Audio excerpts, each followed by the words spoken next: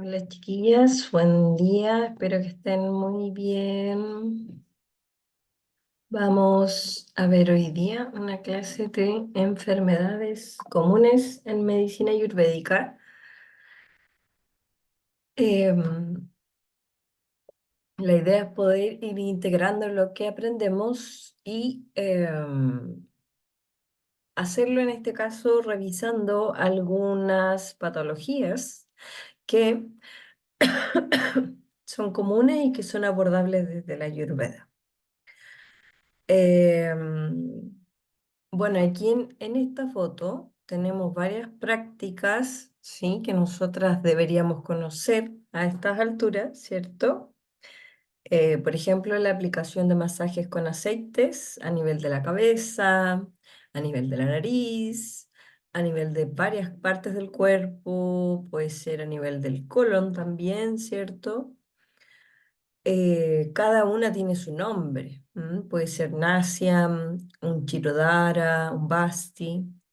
La aplicación de pindas, que son estos saquitos que vamos a aprender a hacer en el mes de diciembre para poder aplicarlos con plantas, con preparados herbales, digamos, sobre el cuerpo, sobre la carita, dependiendo lo que queramos hacer o el desequilibrio que queramos tratar. Y tenemos los sabores de la salud, las especias, ¿cierto? Con la importancia que tienen, al igual que la meditación y el yoga para la medicina ayurvédica. Tenemos estos cinco grandes elementos, que es lo que significa Pancha Maha Bhuta, ¿cierto? Pancha es cinco, Maha es grande y Bhutas son elementos eh, que dominan y que están presentes en todo y en todos, ¿cierto? Y tenemos estos tres doshas que son Vata, Pitta y Kapha, los que a su vez, digamos, se van expresando en nuestra fisiología normal y anormal en la medida en que en el fondo vamos interactuando con la naturaleza porque básicamente Vata, Pitta y Kapha son los tres, no solo los tres biotipos, sino que son las tres esencias sutiles que dominan todo el ser. Entonces, desde ahí es que uno puede entender el funcionamiento normal y anormal del cuerpo en base a la existencia y al movimiento de los tochas. Entonces, eso es justamente lo que revisamos, ¿sí? Como los dochas. Hola Osvaldo, no sé quién es Osvaldo, tenemos un alumno nuevo. Osvaldo es el Rocío, la Silvia, ya. Buenas noches, Silvia. Em, Y desde el punto de vista de los dochas, digamos, tenemos la predominancia o los asientos de los dochas en diferentes partes de nuestro cuerpo, ¿cierto?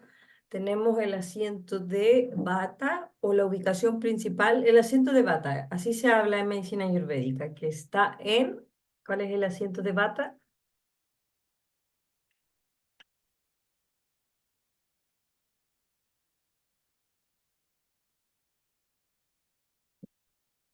Es en una localización, ¿cierto? En particular, que es el colon, no es el duodeno, es el colon, es el intestino grueso.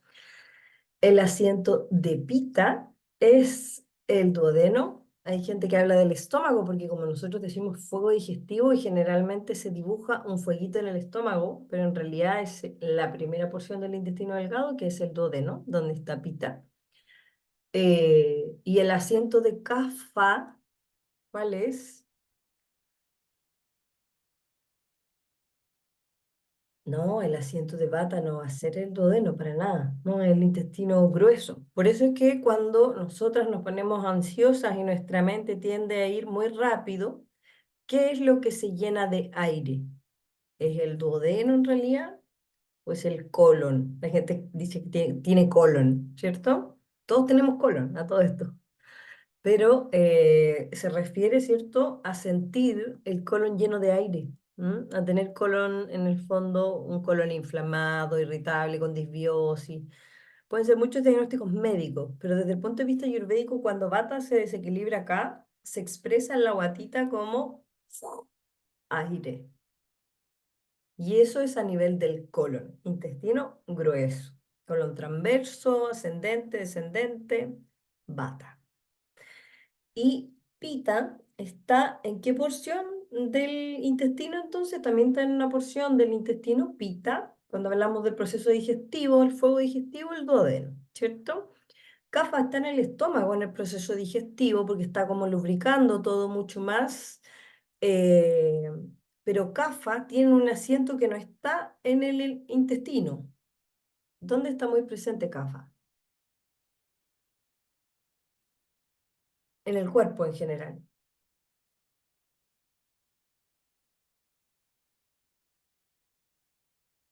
Uno tiende a producir mucha mucosidad. Kapha está muy presente en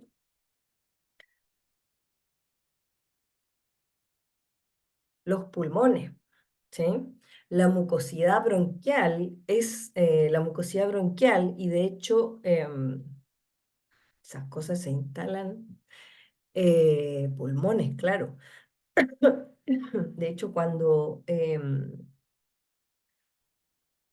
las enfermedades bronquiales a repetición, como el asma, las bronquitis y todas estas mucosidades también, eh, son típicas de, el biotipo de CAFA, donde domina mucho esta presencia de moco en el septo, que puede estar presente en diferentes partes del cuerpo, las deposiciones, y sobre todo hay una historia en las personas que son CAFA de constipación crónica, o sea, de que les cueste mucho ir al baño, se caquita. Me disculpan la cara de destrucción, pero me acabo de sentar aquí a tomar agua luego de todo el día de la mudanza. Pero eh, justamente constipación crónica, o sea, que les cuesta mucho hacer caquita, y la parte pulmonar, ¿sí? Te cuentan que ha tenido infecciones respiratorias a repetición. ¿Ya? Una persona CAFA que está muy cafosa, ¿m? En desequilibrio. Son las tendencias naturales de CAFA. Y uno lo puede asociar inmediatamente en torno a lo que yo les digo, CAFA con qué emoción se relaciona en desequilibrio. O si quieren contarme en equilibrio también, podemos conversarlo. Emociones tipo CAFA, ¿m? Emociones a las que tiende CAFA. Con mucha tierra, con mucha pesadez, a la letargia, a la depresión, a la tristeza, ¿cierto? Claro, es depresivo. Y cuando hay tristeza, ¿dónde se dice que se acumula esa tristeza? ¿En qué órgano? Dicen, ah, esa persona se enfermó de eso porque la pena que tuvo, la cantidad de pena que tuvo. En los pulmones, ¿cierto? Se habla mucho de la tristeza. Claro, el corazón, pero los pulmones, ¿sí? La tristeza se asocia mucho desde el punto de vista ayurvédico y desde la medicina china, es como el eje pulmón-riñón. Los riñones y los pulmones son los focos donde se concentra el frío y el moco cuando hay mucha tristeza no digerida. El corazón en realidad es, claro, es un centro, digamos, neurálgico súper importante. Hoy día la neurociencia cada vez más nos habla de que el corazón no es solo una bomba, ¿cierto? Está lejos de ser solo una bomba, sino que tiene una cantidad de neuronas impresionante y está tremendamente conectada con nuestro cerebro. Así que el corazón manda, es más real de lo que nosotros creemos, ¿cierto? Claro, toda la parte respiratoria ustedes tienen que asociarla a CAFA, ya la parte respiratoria y la mucosidad, los mocos, la respiración, o sea, las alergias, ya la respiración, la crisis asmática, el asma, el tema de la constipación, de no poder ir al baño, esta digestión lenta, todo eso es tipo CAFA, ¿ya? Y tiene que ver con el asiento de CAFA, donde está predominando el doche CAFA, la humedad, ¿ya? En cambio, en bata vamos a pensar en el colon, como yo les decía, intestino grueso, y además vamos a pensar en todo el sistema nervioso. Los desequilibrios de Vata tienden a ser sistema nervioso desequilibrado, no hacia la depresión, sino hacia la ansiedad, ¿cierto? Hacia la mente inquieta. Ese es un desequilibrio, aunque también puede haber mucha creatividad y cosas positivas, igual que en Kapha. Y en el caso de Vata, igual hay una resequedad, porque Vata en exceso reseca el tubo digestivo, que puede ser intestino delgado, intestino grueso, y eso va a hacer que Vata tienda a la constipación, esa resequedad, ¿ya? Entonces son cosas que pueden ser típicas de Kapha, pero, perdón, de Vata, pero Vata fluctúa, ¿sí? Vata va a fluctuar entre, en el fondo, esta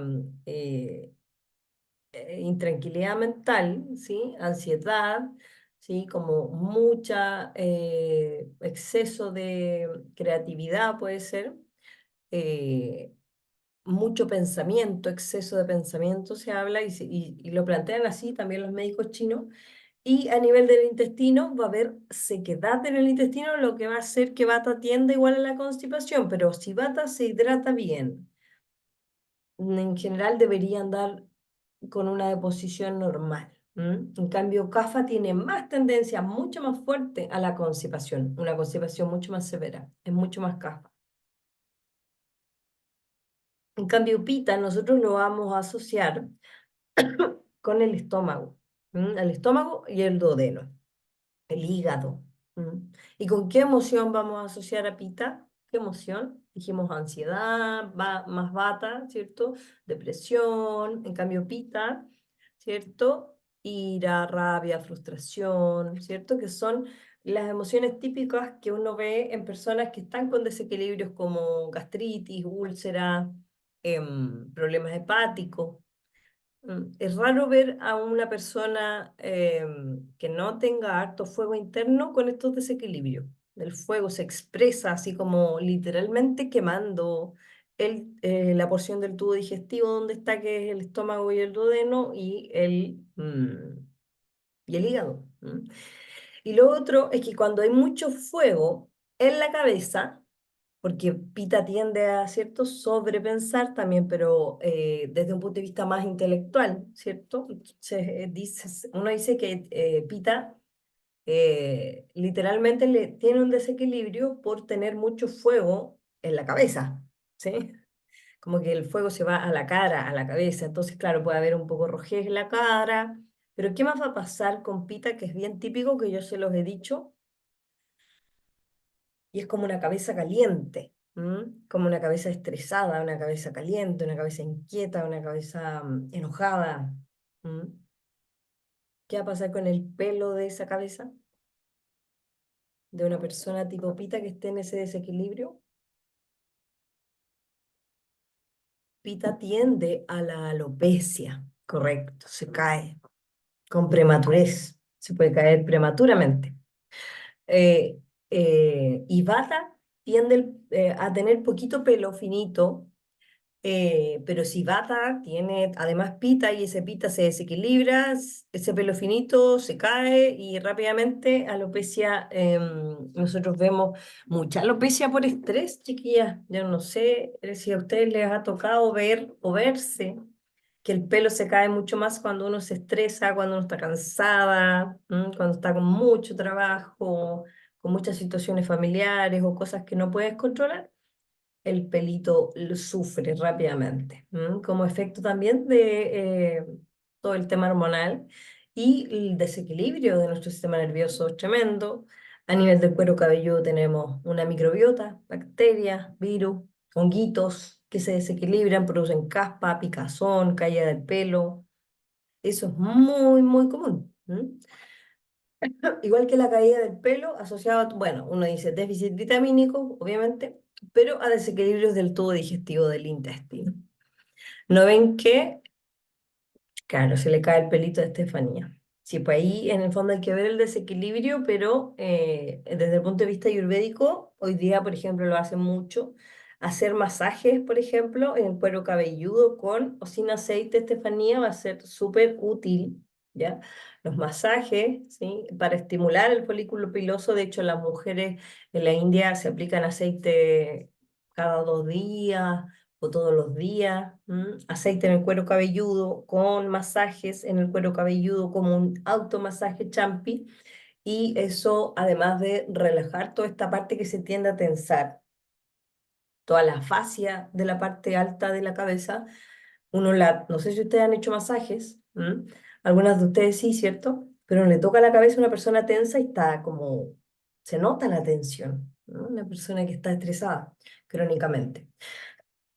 Y un masaje champi, que es el masaje ayurvédico, que es para relajar, es duro, es fuerte, porque tiene la intención de movilizar energía aquí y movilizar mecánicamente también.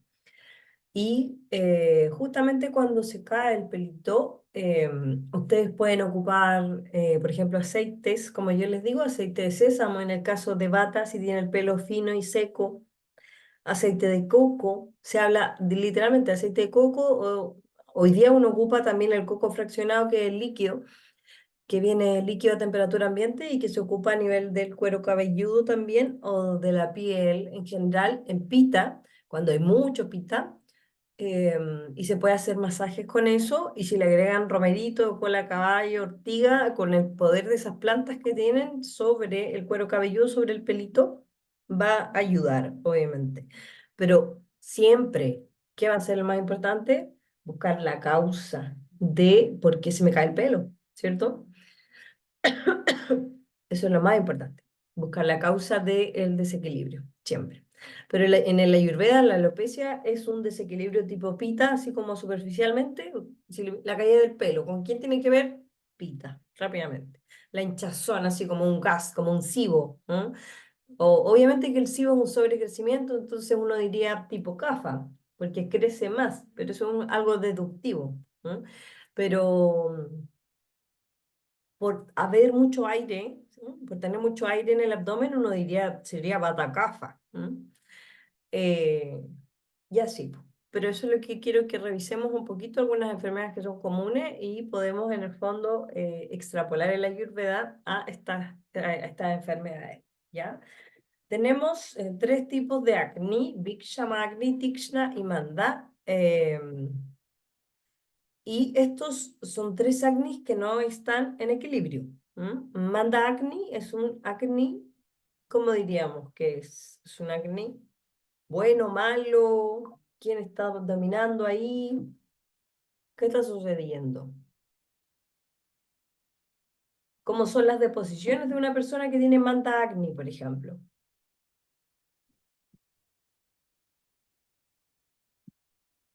Manda acne, que es un acné. De hecho, cuando nosotros decimos manda acne es un acné viciado por CAFA. Sí, claro, con estreñimiento, súper bien, claro. Una persona que tiende a la constipación. Y uno habla de un acné que no está en equilibrio, que está fuera de balance, ¿cierto? Y que está, el término ayurvédico es viciado por CAFA, ¿ya? Viciado por CAFA. Entonces, manda acné va a tender a la constipación. Va a tender a hacer le va a costar hacer mucho caquito, así, cada 7, cada 10 días, y vamos a tener que tener una actitud bien agresiva en torno al tema de las especias. Esa persona tiene que consumir especias. ¿De qué tipo? Por ejemplo, ¿de qué es tránsito lento, correcto? ¿Qué especias le vamos a dar a ese fuego digestivo para que se, pum, pum, se prenda? Porque la persona no va a comer fuego, ¿cierto? Pero va a comer especias, que es como lo mismo para nosotros. Comer calor, comer caliente. Y de hecho las comidas calientes, el agua tibia caliente, ya es una gran solución, ¿no? O es un gran aporte, no es una gran solución, porque hay tipos de constipación que son realmente severas. Pero tiene que consumir especias. Como son la cualidad de la mayoría de las especias. La mayoría, el 99,999% de las especies son especias que generan calor interno, ¿cierto? Y por ejemplo, ¿cuál podría ocupar una persona que tiene constipación? ¿Qué especias podría ocupar?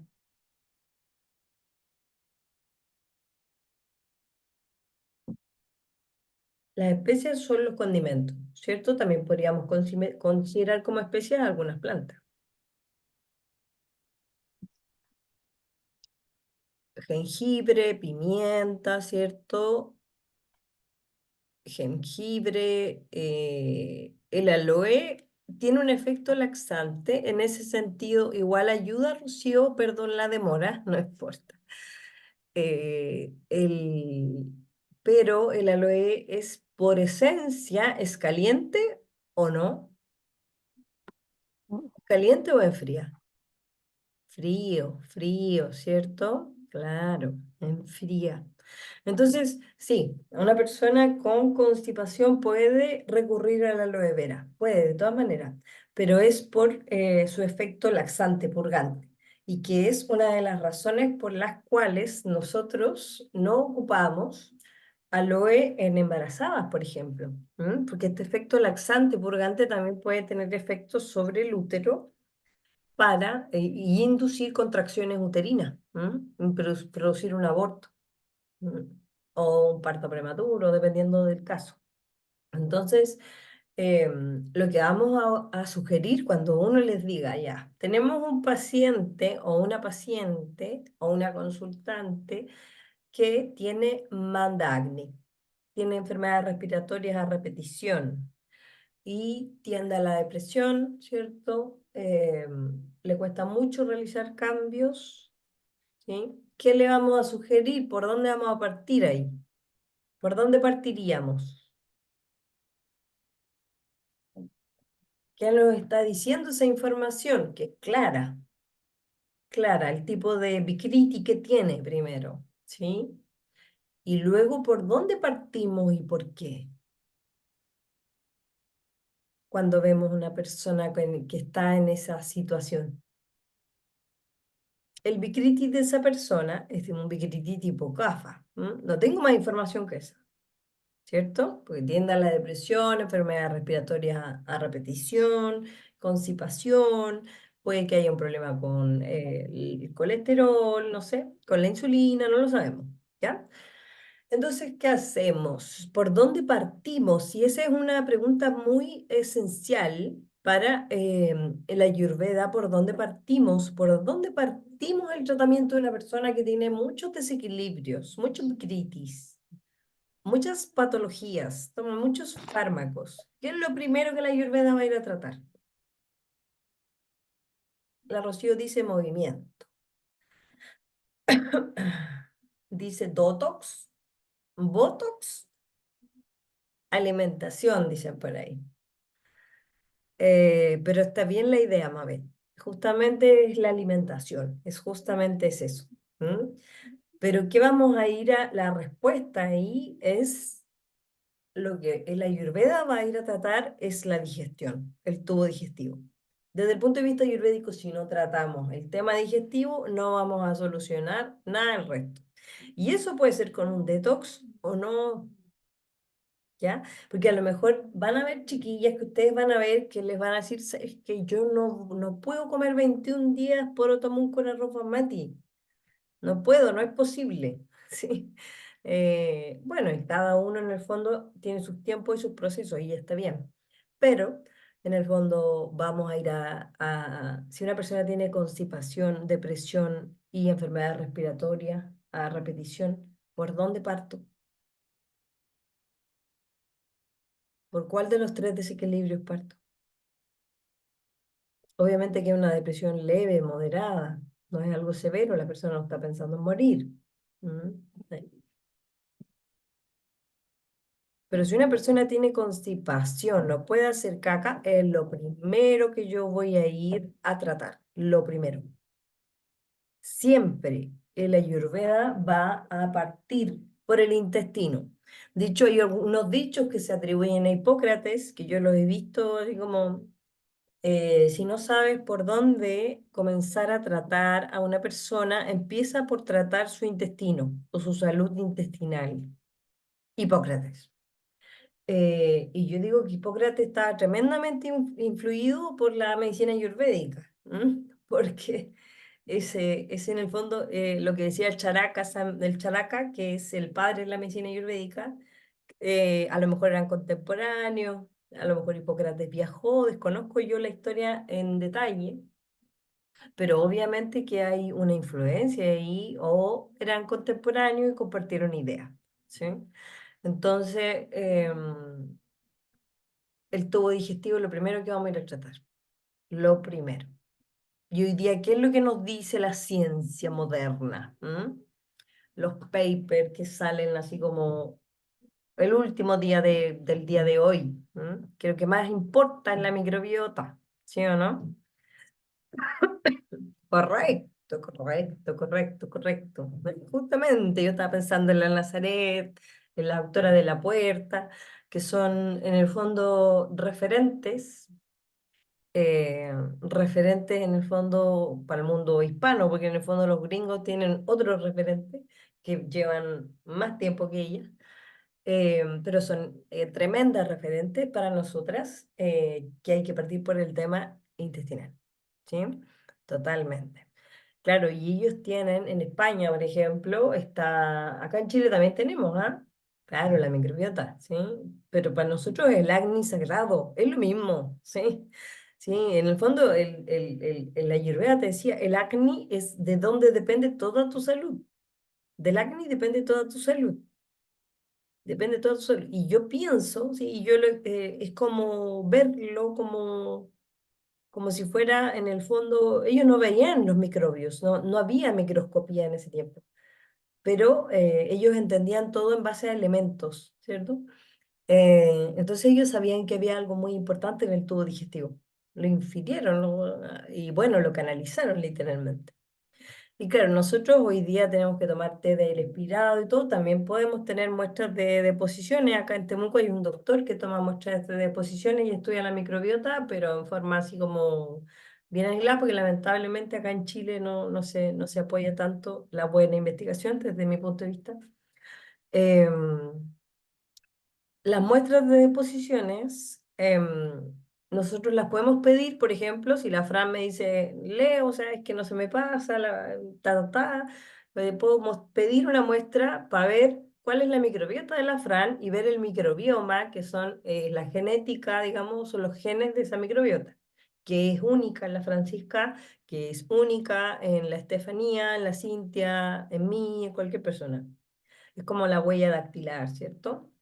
Eh, pero ese examen acá en Chile se manda afuera, ¿sí? No sé si lo mandan en Estados Unidos, no sé dónde lo están mandando hoy día y sale entre 500 y 1 millón de pesos. Entonces es costosísimo. Mm. En cambio los españoles, los europeos ya los tienen disponibles. Por eso igual se evalúa la genética de la familia. Lo que pasa es que la microbiota es familiar, po, ¿sí? La microbiota tuya tiene que ver, y es probable que sea muy similar tu huella genética, tu microbiota, desde que tú naces, ¿no? Sobre todo si tú tuviste la, comillas, suerte de nacer por un parto vaginal, ¿no? Que en el fondo ahí te empapaste de la microbiota de tu madre, a través del canal del parto. eh, son las paredes de la vagina, todo este proceso natural tiene que darse así porque nosotros quedamos llenas también de los bichitos de la mamá. ¿M? La teta, el pecho, todo en el fondo. El contacto súper íntimo con la madre es súper importante también porque fortalece la microbiota del bebé, de la bebé, del que viene. ¿M? Entonces, justamente la microbiota, como en familias, hay una microbiota que es similar, ¿sí? Pero tu microbiota es única, la tuya, la mía, la de cada persona es distinta, ¿m? Pero está influida por la de la madre, sí, de todas maneras. Y ojalá que siga siendo así, ¿sí? Sobre todo con los partos, ¿sí? Vaginales en el fondo y se dejen hacer cesáreas que no son necesarias, ¿m? Cesáreas innecesarias. De hecho, en muchos países, cuando los bebés, no hay muchos, ¿ah? Porque yo he escuchado casos donde los bebés nacen por cesárea, a la mamá le ponen un pañito en la vagina y luego al bebé lo cubren con ese pañito para que el bebé o la bebé en el fondo, recién nacido, se pueda impregnar de la microbiota de la madre. Y de hecho las bebés que nacieron por cesárea, generalmente después va a haber que hacer un apoyo a nivel de la microbiota, porque una microbiota que viene como coja. ¿M? Eh, pero eso, ¿sí? No es las que tuvimos bebés por cesárea, no es que se vayan a enfermar los chiquillos, pero darles fermentos naturales en la casa, chucrut, kéfir, pan de masa madre, lo que tengamos, les va a ayudar a fortalecer su microbiota, su sistema inmune, su salud intestinal. Es súper importante lo que les acabo de decir en torno a que la medicina ayurvédica va a partir el tratamiento por el tubo digestivo, ¿ya? Eso no se puede olvidar. Entonces, cuando tengamos muchos desequilibrios, vamos a partir por tratar el tubo digestivo, el acné, la microbiota, como se llame, vamos a partir con la alimentación y no necesariamente va a ser un detox. Muchas veces el approach, yo les he dicho como el primer acercamiento va a ser un detox, pero va a haber gente que no va a poder ejecutar un detox y nosotros vamos a poder hacer modificaciones en los horarios, sugerir especias, sugerir algunas plantas, ghee. Me dijeron ustedes jengibre, comino, me dijeron algunas pimientas, semillas de mostaza, sí, los picantes, calientes, ¿ya? El jengibre es una planta, desde el punto de vista ayurvédico, tremendamente equilibrante del acné, ¿sí? Plantas que equilibran el acné, a pesar de que en exceso, ¿qué va a pasar con el jengibre si uno come jengibre en exceso?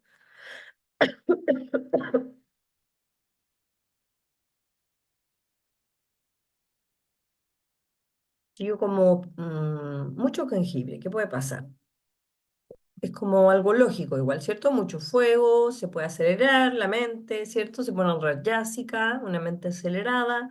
Pero ¿qué pasa con el acné? ¿Para dónde se va a ir si yo como mucho jengibre?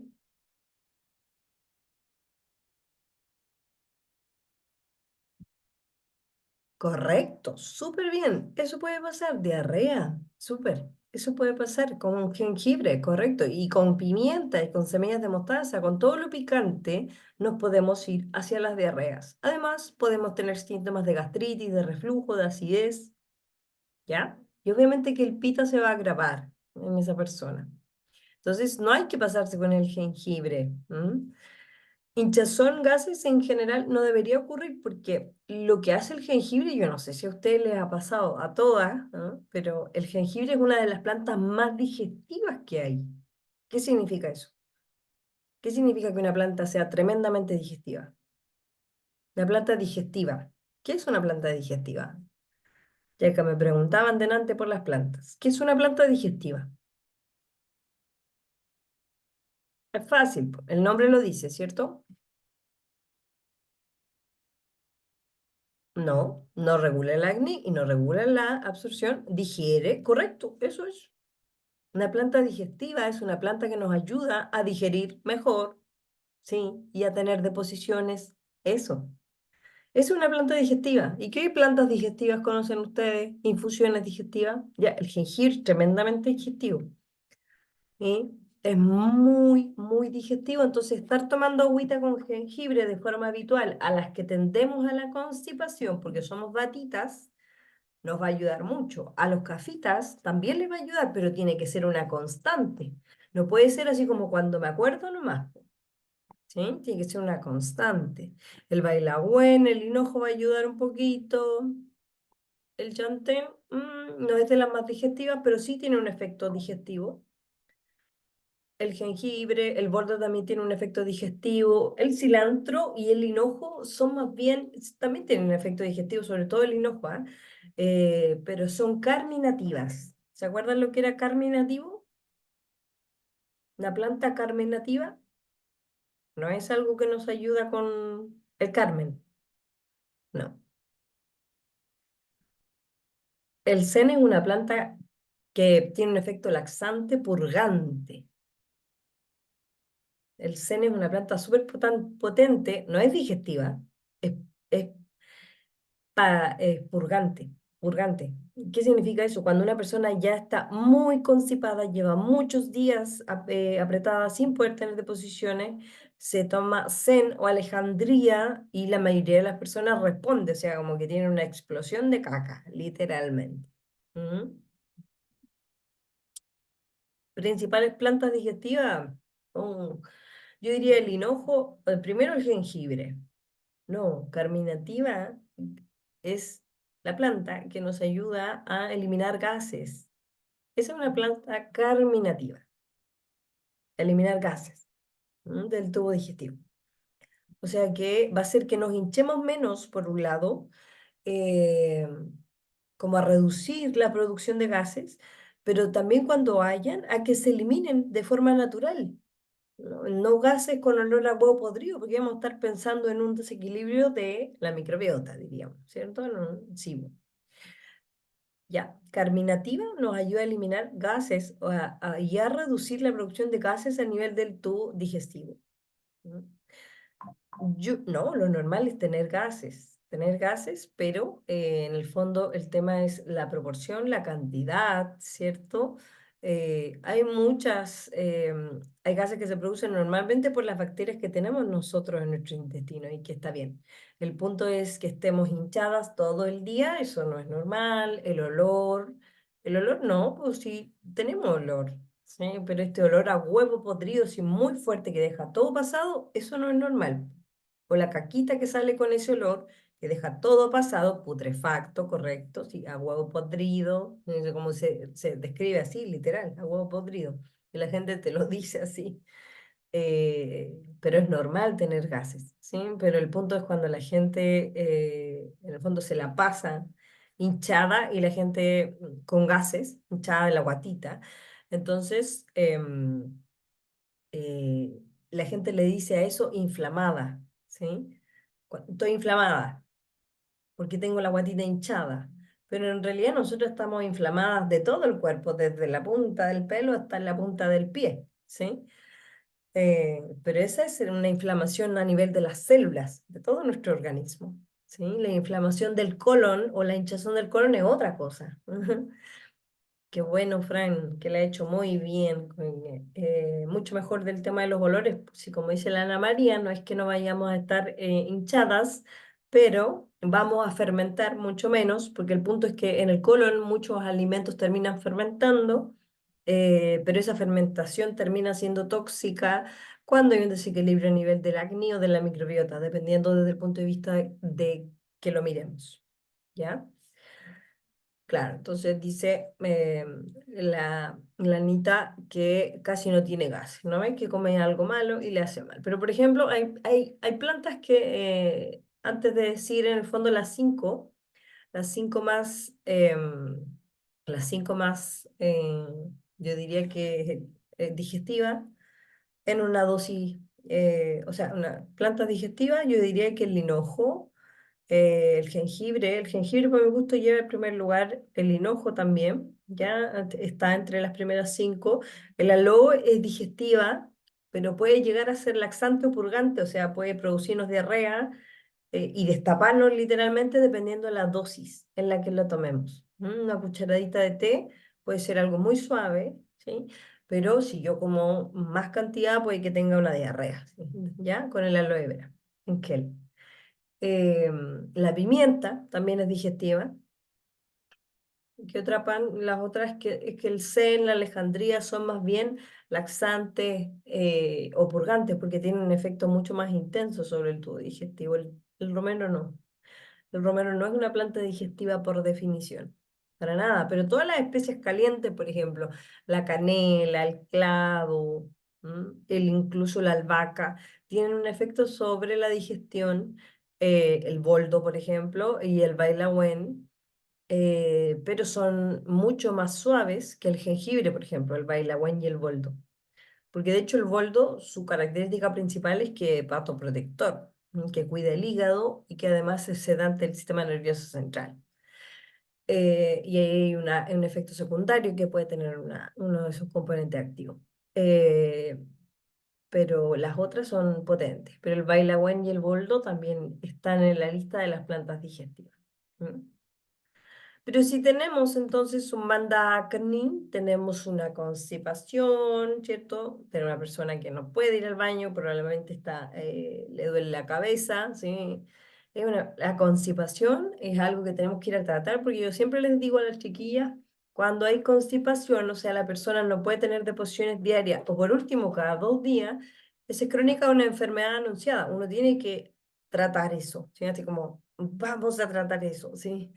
Em, y eso tiene que ser no necesariamente con un detox, como yo les decía, ya incorporar plantas y especies digestivas caloríficas, agua tibia durante el día, agua tibia en la mañana con gotitas de limón y un trozo de jengibre para estimular el acné, el fuego digestivo, mantener esa microbiota, esas bacterias sanas. Todo eso va a hacer que esa persona se mantenga mucho más en equilibrio, ¿ya?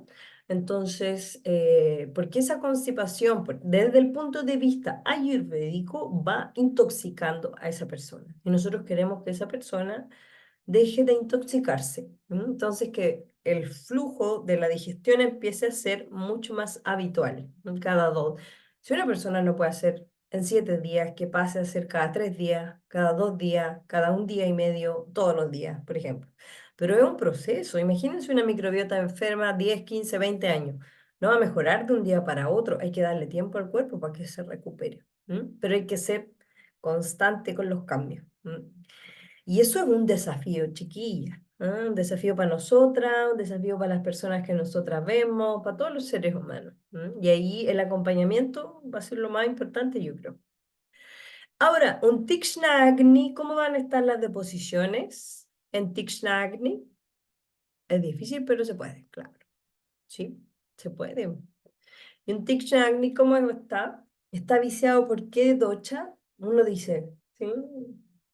Por ejemplo, alguna de ustedes me dice, claro, tengo diarrea, me dice la Fran. Entonces yo digo, ah, mira la Fran, el pita está agravado, probablemente su acné esté viciado, o sea, esté como enfermo por este pita que está muy alto y probablemente tenga otros desequilibrios de pita. ¿Ya? Claro, colitis o caca blandita en el fondo, como un pastel, te dice la gente, no tengo deposiciones bien formadas, sino que son como un pastel. Eso es un acné tipo pita, ¿ya? O viciado por pita. En cambio, un Biksham acne es un acné irregular. ¿Y qué es un acné irregular? Es un acné viciado por vata. ¿Y cómo va a comportarse? Se va a transitar entre la constipación y entre la diarrea. ¿Sí? Hay días donde se va a constipar, hay otros días donde se puede hinchar, donde puede llegar a tener diarrea y probablemente estas fluctuaciones también se relacionen mucho al estado de ánimo. ¿M? De todas maneras, claro, constipado o con diarrea. Entonces nosotros queremos un samagni, sama es como igual. Em, y el samagni va a ser un acné constante que me va a permitir tener deposiciones diarias. ¿Ya? Ese es el acné que queremos lograr. ¿M? Entonces, ¿y eso cómo lo hacemos? Ocupamos mucho el agua tibia. El agua tibia, chiquillas, hace maravillas, ¿sí? En la India, por ejemplo, el doctor nos contaba que los médicos, él es un Vaidya, que es un médico ayurvédico, ¿cierto? Que estudió 6 años, 7 años y después su especialidad 5 años más. Se había estudiado 12 años por lo menos. Era un tipo muy, muy educado. Entonces, en su área, ¿sí? En su área. Entonces, nos contaba que, claro, que la medicina alópata no creía en la medicina ayurvédica y que siempre los estaban como menospreciando y que les pedían los papers y las evidencias de las cosas que hacían. Y no todo tenía evidencia porque ellos no habían desarrollado investigación en cientos de miles de cosas que hacían, ¿sí? Eso estaba creciendo en la India recién. Ahora, el año pasado, 2023, imagínense. La cosa es que un día empezaron a tener pacientes con problemas digestivos y empezaron a ver que lo que él hacía funcionaba. Tenían un paciente que llevaba más de 20 días hospitalizado, pero post cirugía lo habían operado de la guatita y no había podido hacer caquita después de una cirugía, lo que es algo frecuente, que puede ocurrir, que a una persona le cuesta hacer caquita luego que la operan, de todas maneras. El punto es que ya le habían dado, no sé, lactulosa para nosotros, solución PEC, le habían hecho de todas las cosas alópatas que podían y la persona no hacía caca, no hacía caca, no hacía caca. Y el doctor, y lo llamaron. Me llamaron y dijeron, ya, no me acuerdo el nombre del doctor Arun. Necesitamos tu ayuda. ¿Cuál es tu sugerencia? Y él les dijo que le dieran agua tibia, caliente, así, a beber 2 litros durante el día, solo agua tibia, que le dieran agua durante el día. Y la persona al otro día o a los 2 días hizo caca. ¿Mm? Obviamente que después de eso, solo con el agua caliente. ¿Mm? Eh, entonces él nos decía que los cambios que nosotros podíamos hacer desde la Ayurveda eran cambios pequeños, pero que podían ser sustantivos en el efecto que tenían en la persona, pero tenían que ser sostenidos en el tiempo.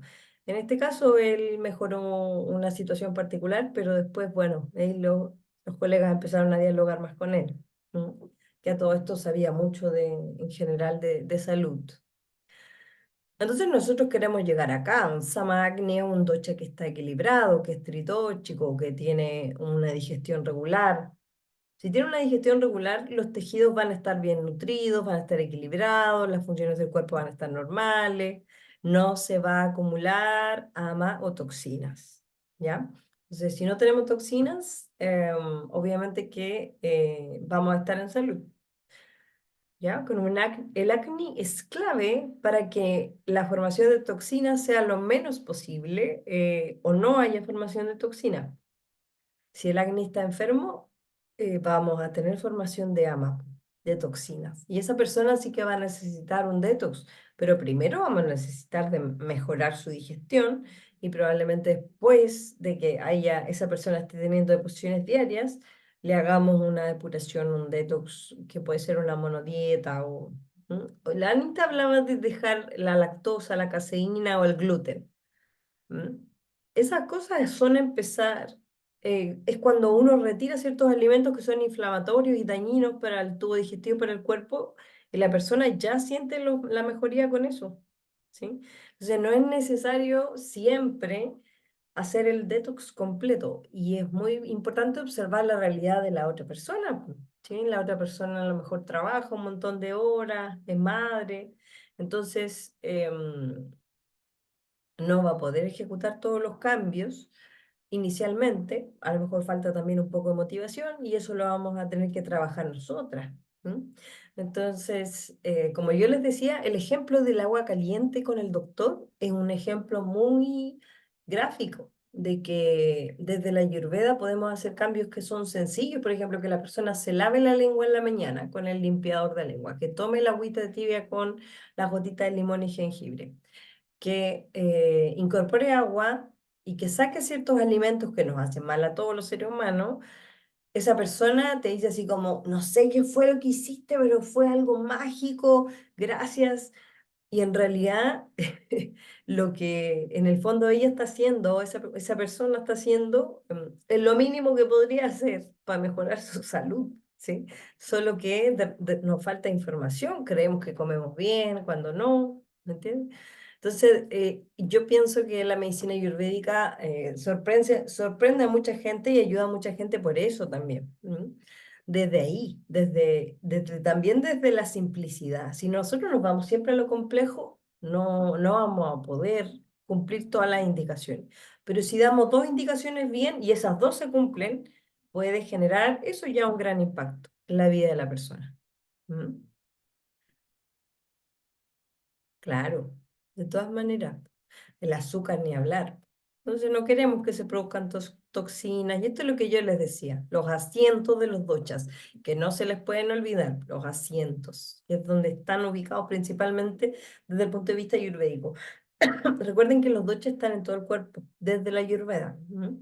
Pero en Kapha, en el caso de Kapha, vamos a tener principalmente los pulmones, en Pitta los vamos a tener a nivel del duodeno, pero siempre en los dibujos aparece el esófago y el estómago, porque el reflujo, la acidez, todo eso se asocia a un desequilibrio de Pitta. Pero si uno es exacto, tiene que decir el duodeno. ¿M? Y Vata va a ser colon, intestino grueso. ¿Ah? Y acá igual en el dibujo es como el intestino en general, y es el intestino grueso, es el colon. Desde el punto de vista ayurvédico, ¿cierto? Bata va a atender a esta constipación más pequeña y dura como de ovejita, que yo se las he contado varias veces, ¿cierto? Y Pita va a atender, ¿cierto? Desde el punto de vista de Bristol, de esta escala que se ve para las deposiciones, se la he mostrado en más de una ocasión, y tiene que ser su amiga en su consulta virtual o presencial o en sus talleres, ¿cierto? Bata va a tender a una deposición tipo 1 y CAFA va a estar entre una 2 y 3 porque va a ser muy dura, puede llegar a ser pétrea, ¿sí? Hacer un fecaloma que se llama, que hacer una deposición así como que tapa abajo, ¿ya? Y que uno la saca así como ti, con el dedito, y que necesita, por eso se hacen los enemas con aceite también en Ayurveda, para limpiar el colon en el caso de que la persona tenga constipación. ¿M? Y para reavivar el acné también, ¿ya? Y Pita, en cambio, va a tender a la 6-7 que es este pastel, digamos, un pastelito o la deposición líquida de frentón. Entonces nosotras vamos a buscar tener una deposición tipo 4 única, suave, blanda, ¿ya? Sin resto de comida, como lo hemos conversado varias veces. Desde el punto de vista de la Ayurveda, estos son cuidados del reflujo, que yo se los he contado, me parece, ¿sí? Donde consumimos las especias que son, ¿cómo se definen estas tres especias? Se definen como especias que enfrían, ¿cierto? Correcto. El jengibre hay que ocuparlo con harta moderación, sobre todo si es que en el fondo tenemos mucho calor interno, mucho fuego digestivo, porque lo va a aumentar. Pero el ghee también se define porque el jengibre, ¿por qué se pone en el reflujo o en la gastritis? Porque se plantea que el jengibre es equilibrante del fuego digestivo. Entonces, ¿podría ocuparse en reflujo o en gastritis? Va a depender de el tipo de gastritis, el tipo de reflujo y los síntomas de la persona. ¿M? Entonces podrían ser en pequeñas cantidades, muy pequeñas cantidades, para tratar de equilibrar el fuego digestivo. Pero el ghee en el caso del calor, del reflujo y de la constipación, en ambos casos se ocupa, pero por razones distintas. Cuando hay mucho calor, el ghee enfría el tubo digestivo y cuando hay constipación, el ghee como que aceita el tubo digestivo. ¿M? Lo deja en el fondo más lubricado, ¿m? Como el aceite, ¿cierto? Entonces, el ghee lo vamos a ocupar en el reflujo, de todas maneras. Cuando hay reflujo o gastritis lo vamos a ocupar. Y cuando hay constipación, también, como yo les decía, pero por razones distintas. Y el ghee también es un equilibrante del fuego digestivo. Ellos ocupan mucho ghee, también se lo he contado.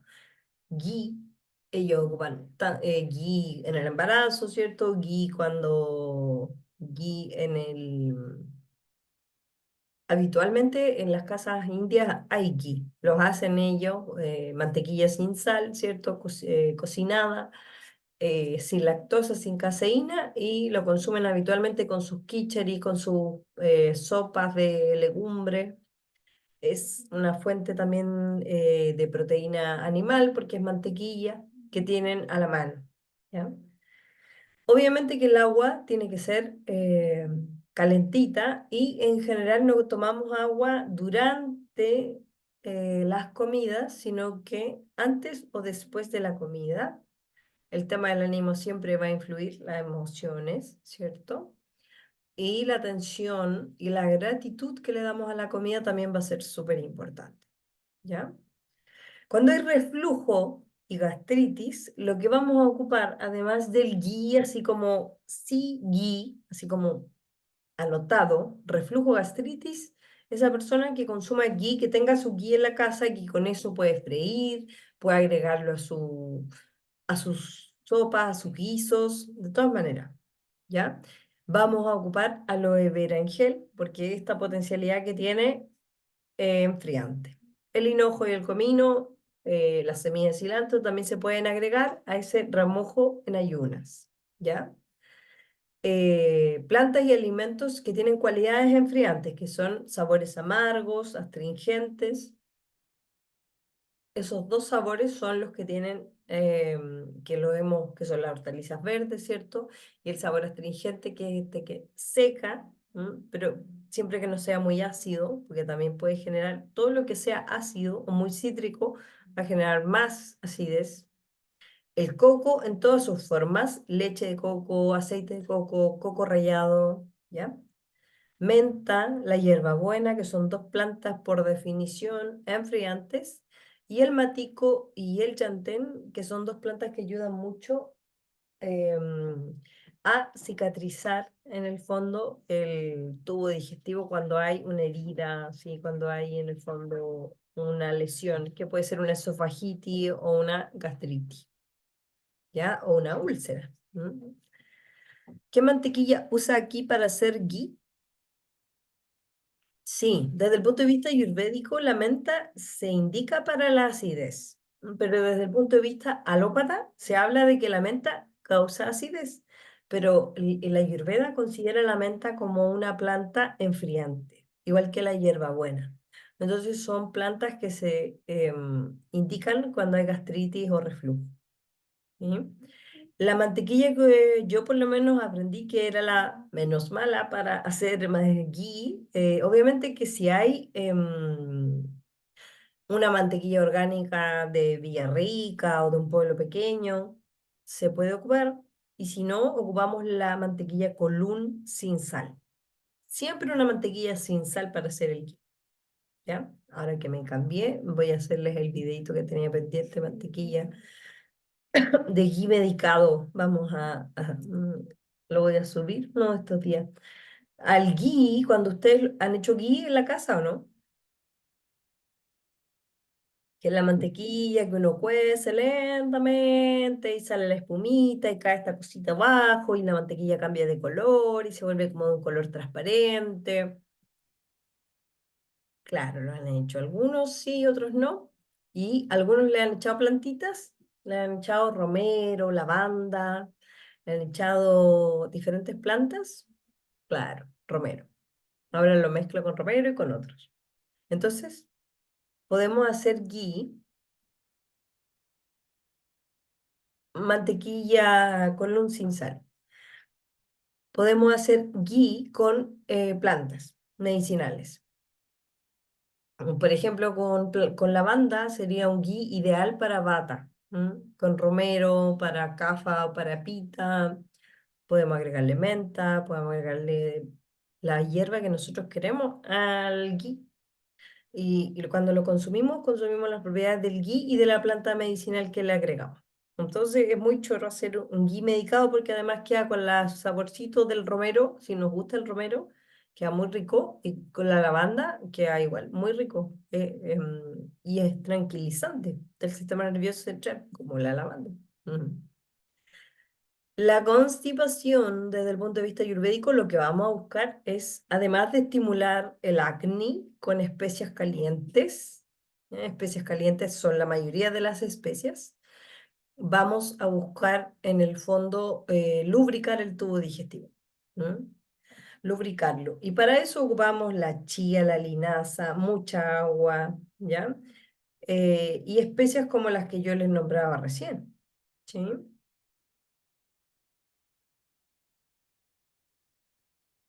Dame un segundo, tengo que preguntar una cosita.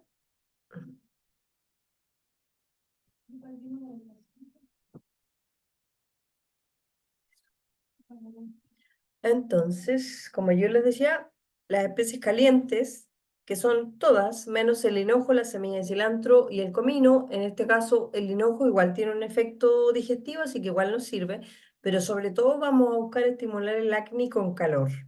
Y eso es comidas calientes, agua caliente, especies calientes, el picante. El picante es un gran aliado cuando hay constipación. El tema es cuando hay constipación y reflujo. Ahí el picante no lo vamos a usar, porque va a ocupar más, o sea, va a producir más reflujo, ¿cierto? Más acidez. Entonces, ¿y por qué tiene la chía y la linaza remojada? ¿sí? Que son estas semillas que nosotros hidratamos em, y que en el fondo hidratan el tubo digestivo, ¿no? Lo dejan en el fondo bien, el mucílago que sale de ambas y este aceitito como que sale de la linaza hidrata el tubo digestivo y ese efecto como mecánico ayuda a que nosotros tengamos deposiciones. Entonces, en general, cuando uno mezcla y está tomando aloe vera en ayunas, come habitualmente un pudín, que es un pudín de chía o de linaza, una mezcla de chía de linaza con una bebida vegetal, por ejemplo, especias, ¿sí? Toma sopas y toma líquido tibio durante el día, es muy difícil que esa persona no haga caquita. ¿M? Es muy difícil. A mí me ha pasado muy pocas veces que me haya fallado la mezcla de los métodos y además que no estamos haciendo un daño. Obviamente que esa persona que tiene constipación debería incorporar de forma habitual la chía y la linaza a su dieta, porque son dos semillas, ¿sí? Que hidratadas, consumidas habitualmente, van a, además de todos los nutrientes que tienen, van a ir mecánicamente ayudando a la digestión. Esta persona con constipación tiene que consumir especias picantes. Obviamente que con moderación, de tal forma de que no genere una irritación, gastritis ni reflujo. El aloe vera es una amiga de esta persona, ¿m? Pero el aloe vera en general nunca lo consumimos seguido por más de un mes, ¿ya? Un mes es como el tope, porque si no el aloe puede producir un efecto de diarrea después, diarrea crónica, mantenernos en diarrea, llevarnos como al otro polo. Y el agua tibia es un gran aliado, así como solo consumir agua tibia durante el día sola, con gotas de limón, con un trozo de jengibre, con un par de clavos de olor, con un trozo de canela, con unas vainas de pimienta, unas pelotitas de pimienta, unas semillas de mostaza. Claro, sirve. Los germinados, ¿conocen los germinados? Yo sé que la mayoría de ustedes sí los conocen, ¿cierto? Que son los brotes, ¿sí? Esos son los germinados. Eh, y ahí pueden hacer germinados de chía, de linaza, pueden hacer germinados de las legumbres en general. El poroto germina súper rápido. No sé si les ha pasado que dejan remojando el poroto que es este poroto verde para hacer el kichari, y a un día, al otro día ya tiene un brotecito saliendo. Y el germinado es más fácil de digerir y además de eso es más nutricio. Entonces, es un buen aliado cuando hay constipación. Son súper nutricios igual, ¿ya? Y comer con cierta, el ayuno, ¿sí? A eso me refiero con no comer hasta digerir la comida anterior.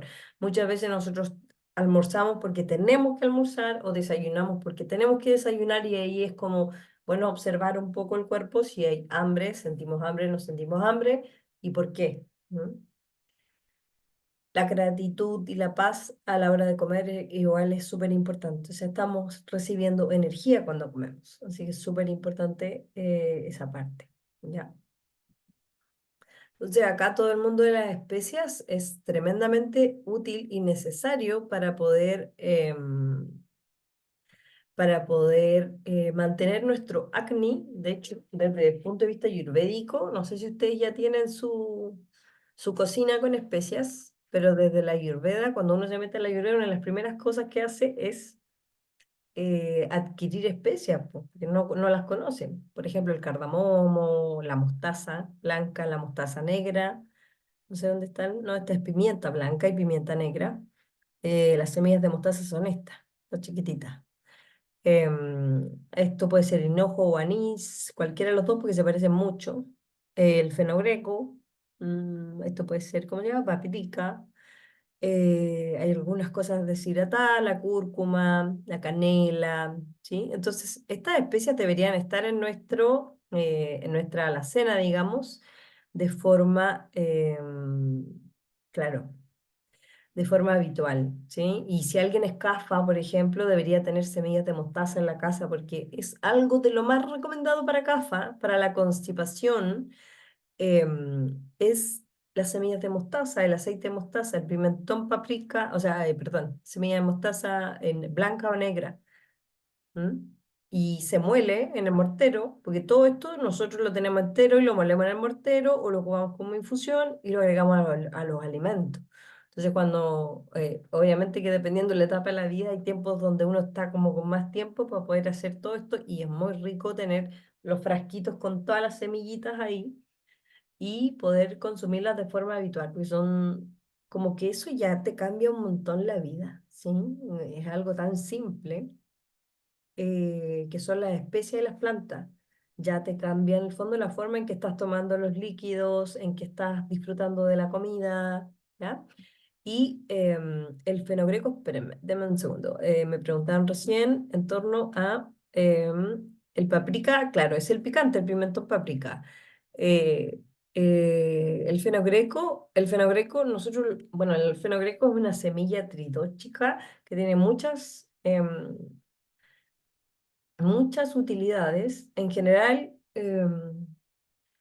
es una especie digestiva, también tiene propiedades para estimular la digestión, pero también se ocupa mucho, por ejemplo, en heridas de la piel, como cataplasmas o emplastos, y también se ocupa para estimular el crecimiento del pelo, porque es una planta, una semilla de fenogreco que también se puede hacer brotar. El fenogreco es una semilla que no es tan chiquitita, no sé si la han visto, pero es grandota, así como una legumbre y uno la muele y eso también lo incorpora a la comida y eso estimula en el fondo la digestión, ¿ya?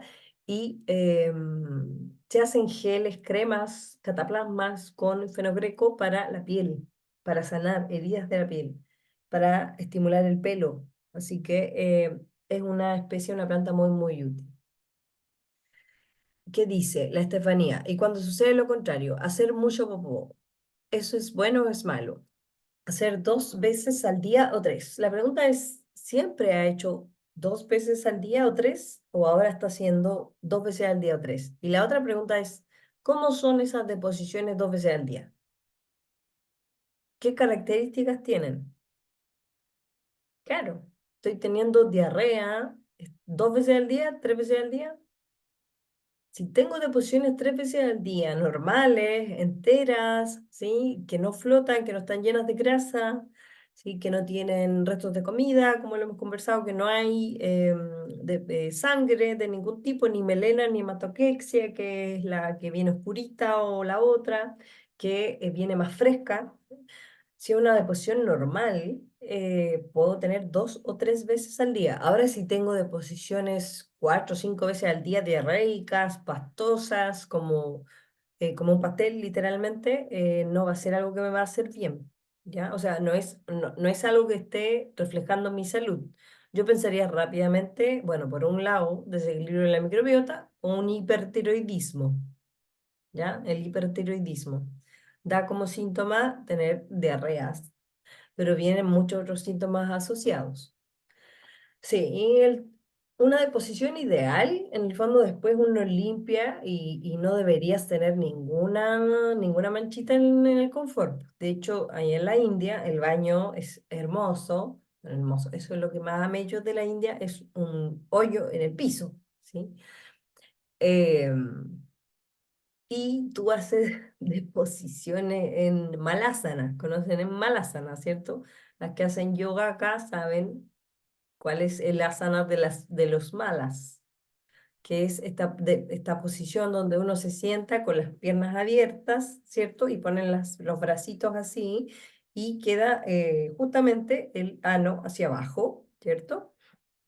Dirigido ahí y abajo hay un hoyito. ¿M? Entonces, y eso hace que en el fondo los músculos que están en la zona perineal, digamos, se relajen y se facilite el hecho de hacer caca. ¿M? Entonces, claro, es súper fisiológico el tema de tener el hoyito abajo, de todas maneras. De hecho, hay gente que se pone en esa posición para poder tener deposiciones cuando tiendan a la constipación o ponen un banquito para levantar un poco los pies. El punto es que un baño, uno se acostumbra a tener una taza de baño, pues chiquilla, ¿sí? Y cuando tenía uno ahí en el piso, no es como mucho lo que uno puede observar, por ejemplo, lo que dice la anita. Pero hay unos que son, que no solo son un hoyo, sino que es, no cae un hoyo, sino que cae como a a un espacio cóncavo de losa, donde uno ve que es como una taza, pero en el piso, pero está en el piso, enterrada, ¿me entiendes? Entonces uno ve la deposición, la puede ver. Puede ver la orina, la deposición, pero es en el baño, a ras del piso. ¿M? Y ahí uno puede observar claramente todo, sí, porque está todo muy cerca de uno.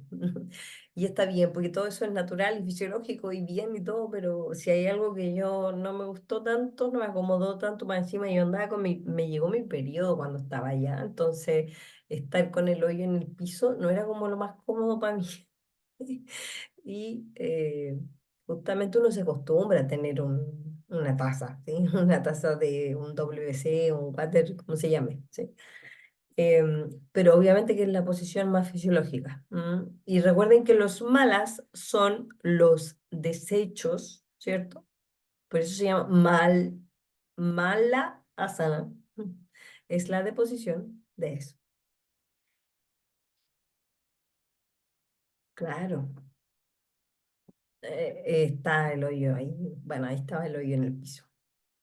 Entonces, esto es una de las cosas que uno incorpora a su vida cuando uno estudia Ayurveda, ¿sí? Las especias, los condimentos, además de sacar ciertas cosas que uno ya sabe que te hacen mal, por lo menos de forma regular, porque no es que uno nunca se vaya a comer un completo o una cosa de ese estilo, sino que y las especias son, y las plantas son, transforman, yo creo, transforman la vida de la persona que las consume. Y que se relaciona con ellas y que entiende en el fondo que sirven para algo, ¿sí? Que son útiles terapéuticamente más allá de su sabor, que ya su sabor es súper importante en el fondo, el sabor de las cosas. Bueno, como ejemplo, por ejemplo, para la constipación, para el acné, ¿sí? Para la rosácea, para eh, en general como antioxidante muy potente, la Golden Milk es súper potente, ¿cierto? Ahora en Instagram están estos videos de sana, no sé, sana cualquier cosa con la Golden Milk, ¿sí? Sana todas tus arrugas de la vida con la Golden Milk, que la leche dorada, que tiene mucha potencia, sí, la cúrcuma ayuda, sí, y todo eso es verdad, pero no hace magia, po, ¿sí? Si nosotros no tenemos un estilo de vida, nada, po, como adecuado, más tranquilo, más calmo, no va a hacer lo que tiene que hacer este tremendo antioxidante en forma de leche. Allá es la leche de la vaca, ¿cierto? Acá ocupamos bebidas vegetales.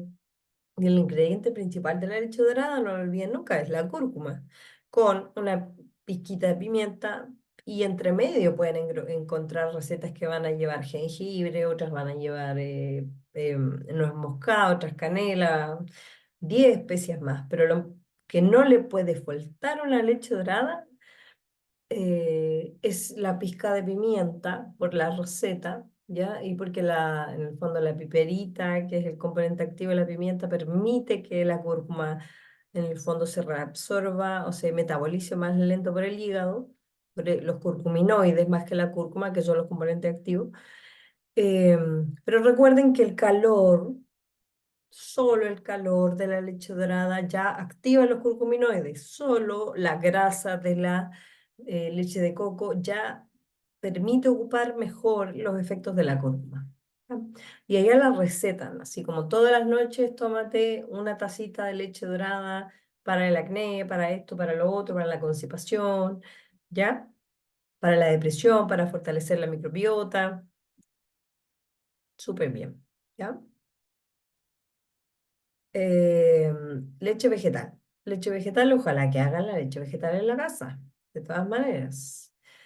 Em, ojalá que hagan leche vegetal en la casa, ¿sí? La leche dorada puede ser sin leche. Lo que pasa es que la leche dorada la leche dorada por definición es con leche de vaca sádvica, con una leche de vaca de libre pastoreo. O podría ser con una bebida vegetal, porque en realidad las leches de almendras no son leches, son bebidas vegetales, ¿cierto? Pero, ¿por qué se prefiere hacerla en una bebida vegetal que en agua tibia? Que también se puede hacer, como dice la Fran. Se puede hacer en agua tibia, por ejemplo. El medio graso favorece, en el fondo, la acción de la cúrcuma en el cuerpo. Entonces uno prefiere hacerlo en un medio graso, como una bebida vegetal de coco, por ejemplo, que no tiene el aceite vegetal de coco, por eso, ¿sí? Eh, ¿Se puede hacer en agua? Sí, pues, igual se puede, pero uno la prefiere así por eso. Y la receta original es con la leche de la vaca, allá en la India. Estas son formas de tratamiento.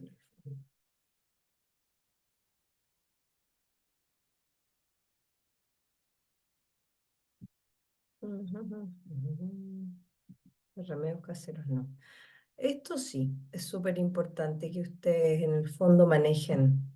También les he contado, yo tengo un video donde hago leche de almendra, leche de coco y leche de avena. Y la leche de coco, por ejemplo, claro, y las castañas de cajú son tremendamente nutricias, así que consumirlas y después eso que queda, esa pastita que queda, comerla, está bueno.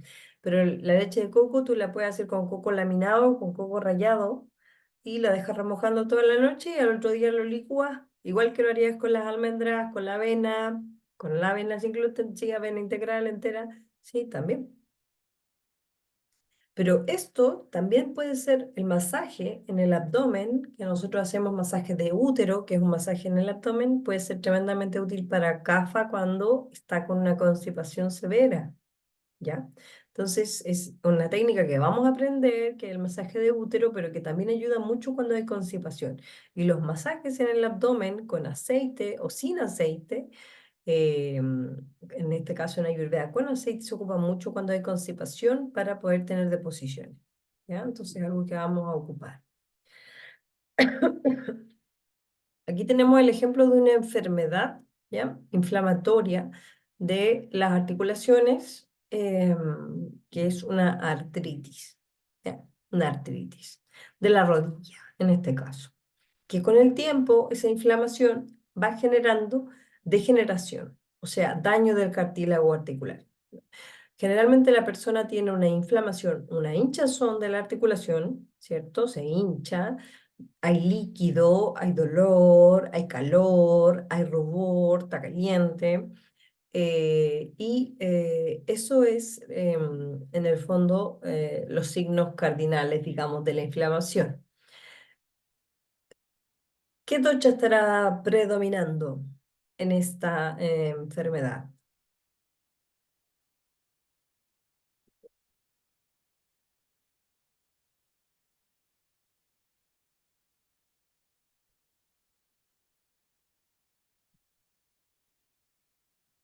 ¿Nalga? No, no, nalga no.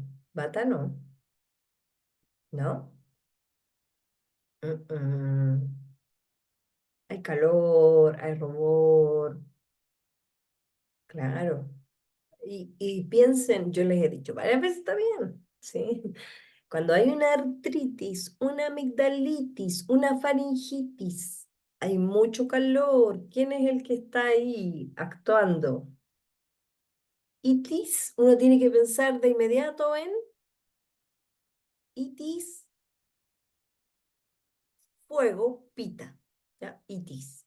Pero lo que dice la Mabel es súper cierto. La Mabel le da ahí, ¡pum! ¿Por qué? ¿Por qué? ¿Por qué pensamos en CAFA también? Varias pensaron en CAFA, pero ¿por qué?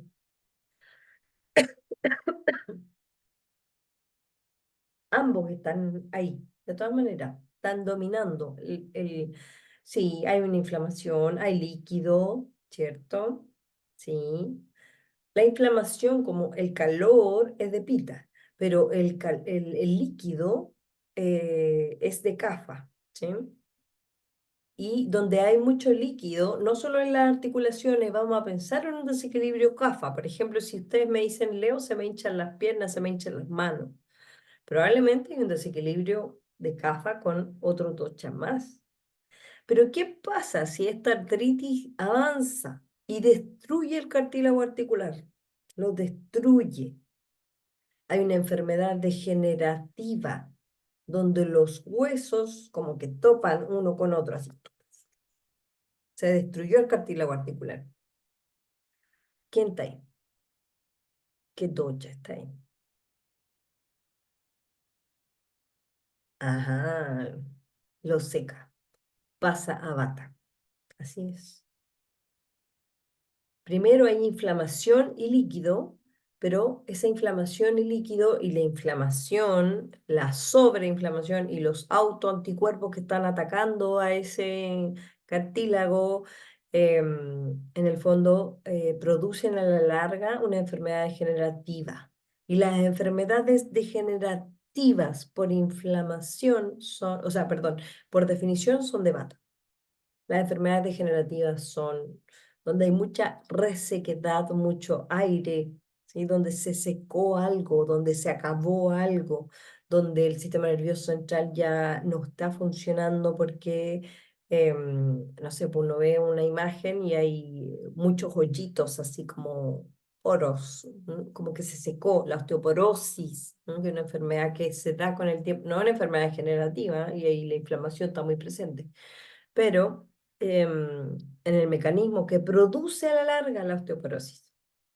Pero en el caso de la enfermedad como el Alzheimer o el Parkinson, también previo al Alzheimer y el Parkinson, que hubo una neuroinflamación, una inflamación del sistema nervioso central, que probablemente se sostuvo por mucho tiempo y luego llevó a que ese sistema nervioso central como que se seque, ¿sí? Se inflama así como para tratar de recuperarse y está en eso peleando por la recuperación y finalmente como que no lo logra, cuando no lo logra, termina degenerando, dañándose de forma permanente.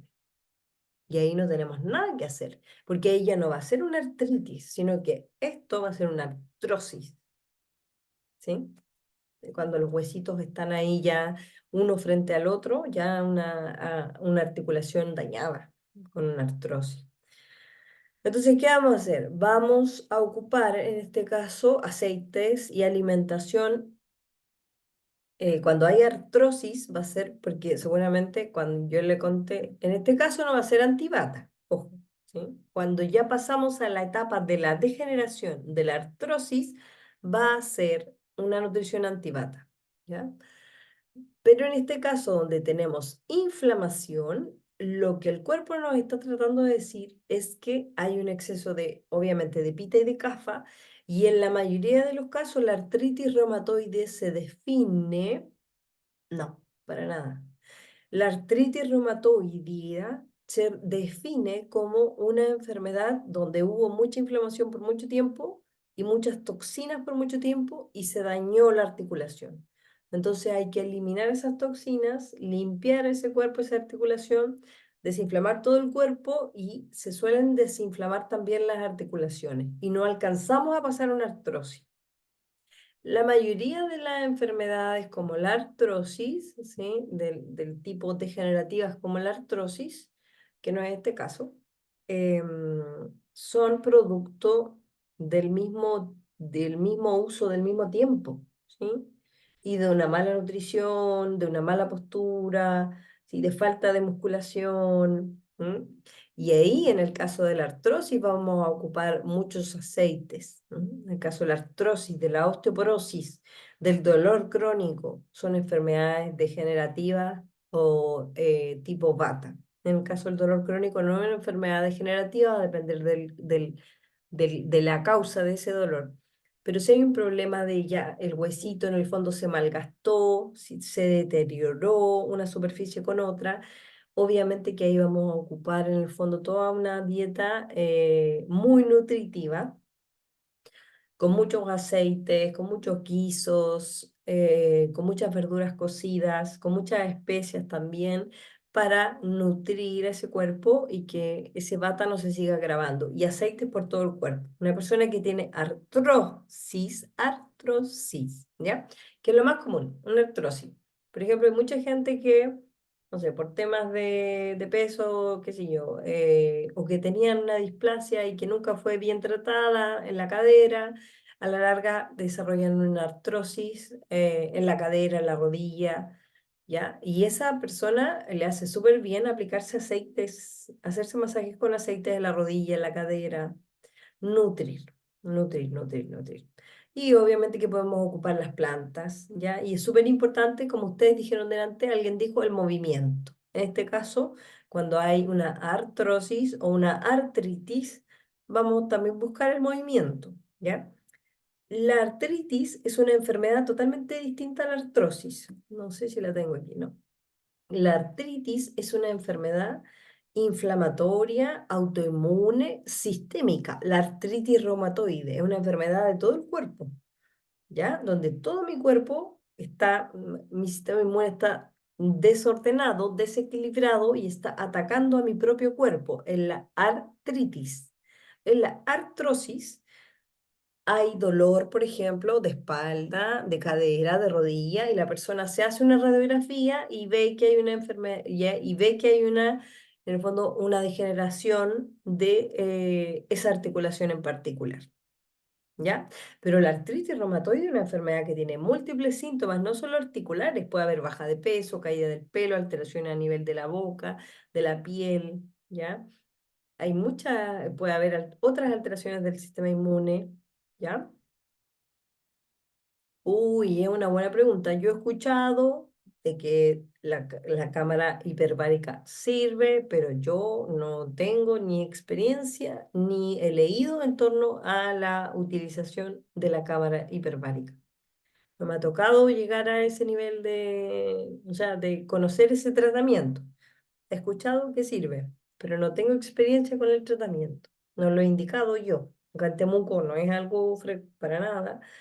Y me imagino que en Santiago puede que haya más personas que estén utilizándolo, así que yo no podría dar una opinión, ¿ya? Esta, por ejemplo, este desequilibrio en la piel, ¿a quién lo asociarían ustedes? Hay calor, ¿cierto? También hay pústulas, hay pápulas, hay lesiones blanquecinas, amarillentas, que pueden tener pus, pero también hay calor en toda la piel, ¿cierto? Apita, acafa, apita, acafa, apita, acafa, apita, acafa, ¿cierto? De todas maneras, pita, acafa. Sí, yo igual diría que es pita, acafa, pero uno en general, la rosácea desde la Ayurveda de una forma un poco simplista, se define como un desequilibrio tipo pita, ¿ya? Pero una rosácea muy leve, ya que tiende a la rojez, como una alteración de la vascularización de la piel, también alteraciones de la microbiota de la piel en el caso de la rosácea. Pero cuando ya hay como asociado pústulas, que son lesiones como acné, o sea, como espinilla, ahí hay una mezcla de pita y de cafa actuando en la piel. Y una enfermedad difícil de tratar, la rosácea. Hoy día yo creo que la rosácea no se puede tratar si no se trata qué cosa. Nosotros le podemos hacer, le podemos dejar todos los, todos los tratamientos tópicos, pero ¿qué se va a tratar? Alimentación, el intestino, ¿cierto? La microbiota del intestino y de la piel. Probablemente hay que revisarle, por eso es que hoy día vienen cremas, cuestiones con probióticos, pero lo que viene, la salud de la rosácea viene de acá, ¿sí? Y ahí uno ve cuando justamente esto de que los suplementos no sirven, cuando uno ve paciente, uno se da cuenta que sirven un montón porque la gente se mejora con probióticos, con la utilización, digamos, de mejorías a nivel del intestino.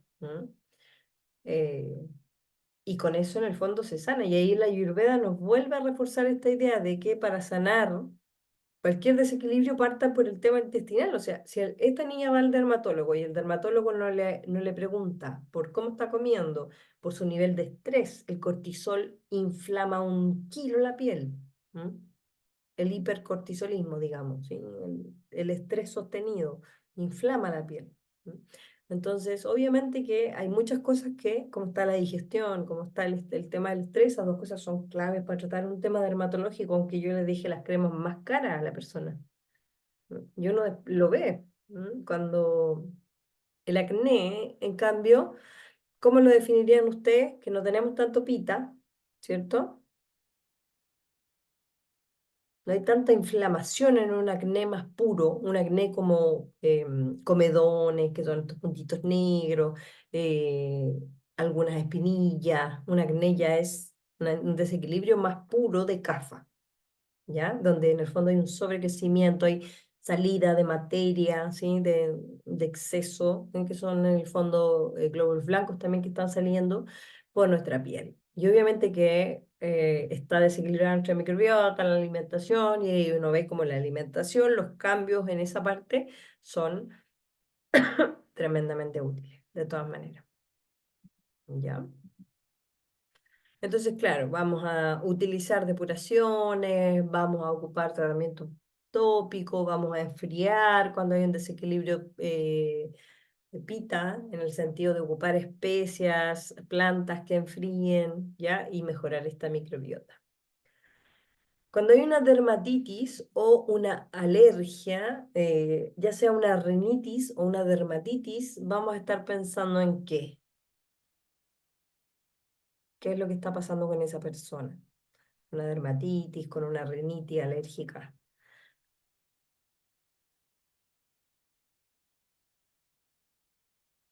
Uno lo puede asociar a dos cosas. Mira, lo que dice la Anita, sí. De todas maneras, uno pensaría que porque como es una titis, hay inflamación. Sí, hay pita, pero uno va a pensar inmediatamente en un desequilibrio tipo CAFA. Tipo CAFA, la picazón en general se asocia a CAFA. Y lo otro es que va a pensar que esa persona tiene toxinas, por eso se está manifestando en el fondo en forma de alergia. Y hay gente que se va haciendo más alérgica con el tiempo. ¿Lo han visto, no? Ese desequilibrio inmune que va como, así como, soy alérgica a una cosa, después tengo alergia a 10 cosas distintas, yo no era alérgica a nada. Y en el fondo hay un ambiente autoinmune, diría uno, ¿sí? Un ambiente autoinmune. Sí, como que el cuerpo está en el fondo reaccionando, sobre reaccionando, sin saber a qué le pone límite, a qué no, y le pone límite a cosas habituales como las almendras, como el gato, no sé, ¿entiendes? Y sobre reacciona a ese tipo de cosas que nosotros le decimos alérgenos, que básicamente son alimentos, son pelos de cosas. ¿M? Pero en el fondo uno ve mucho eso cuando hay ya sea mucho estrés, ¿sí? Hay toxinas.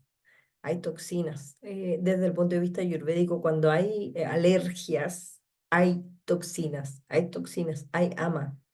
Y por ejemplo, la Anita dijo que a ella le había ayudado mucho el gluten y le había dejar el gluten y dejar todos los lácteos, la caseína, ¿cierto?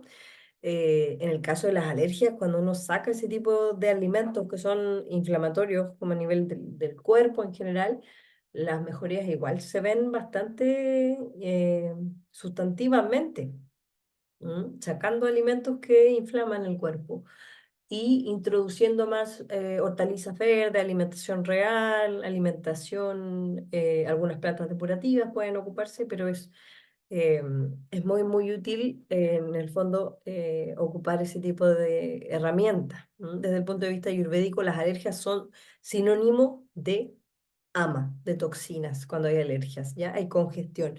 Y uno pensaría en CAFA, justamente, CAFA. Uy, fantástico. Pues sí, la psoriasis en el fondo, la psoriasis se pone una P al principio, es como psoriasis. Mi tío tenía psoriasis y dice, por dejar el gluten y el azúcar se le pasó todo, dice. Está súper bien, o sea, como que la psoriasis es una enfermedad ya más severa que las alergias, ¿sí? Donde hay un ambiente autoinmune ya declarado, o sea, una enfermedad autoinmune y que se puede revertir. El problema es que los psoriasis, yo también tengo un tío que es como mi papá y tiene psoriasis, pero es más porfiado, no me hace caso, no, uno nunca es profeta en su tierra, ¿cierto? Y él ocupa todas las cremas, ¿cómo se llaman? Los corticoides de los dermatólogos. Pero él, si él, por ejemplo, hubiera hecho el cambio que hizo el tío de la Francisca, porque igual hay límites. O sea, la psoriasis no es reversible inevitablemente, ¿no? O sea, como hasta que yo tenga 20 años de psoriasis encima, ¿no? El punto es cuando aparece, yo ahí puedo buscar alternativas, caminos.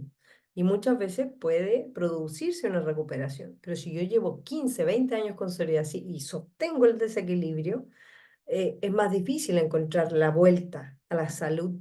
¿M? Por eso justamente en el fondo nosotros en ciertos momentos, en el fondo la medicina ayurvédica te dice no puedes hacer nada. O sea, acompañamos. ¿M? Y en el caso de la hipertensión, ¿quién está involucrado? ¿Quién creen ustedes que está involucrado de los dochas? Una enfermedad tan común. ¿M? Sube la tensión arterial.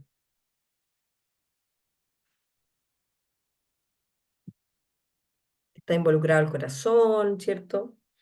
Hay como también un tipo de personalidad que se asocia a la hipertensión. Se describe en medicina como un tipo de personalidad como estresada, ¿sí?